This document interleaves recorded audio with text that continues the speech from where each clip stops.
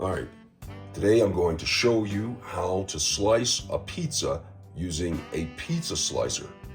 Right here I have my pizza that I made from scratch, straight from the box, and put it into the oven. It's hot and ready to be sliced with the pizza slicer. So what I'm going to do is I'm going to show you how to do it. So first, you have to have the pizza slicer.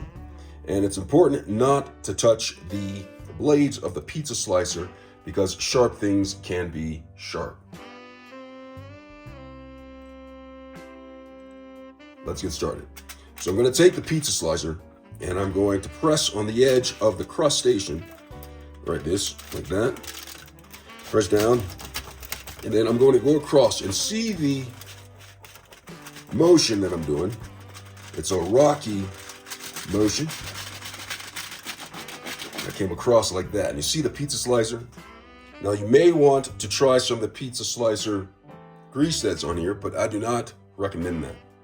After you've done it crossways that way, turn it 90 degrees, and then do the same thing this way. See that rocking motion? Now this pizza can be hot, so have caution when touching it. All right, so now I've done that. So now 4 pieces. Now if I want to make more pieces, I'm gonna go ahead and turn it 45 degrees. All right, and I'm gonna slice it this way. I'm gonna go down. Now more slices. Now I can turn it 90 degrees and I'll have even more slices. Now watch this.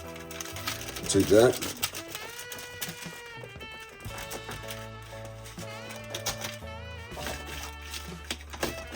Voila. That's how you use a pizza slicer to slice pizza. Absolute.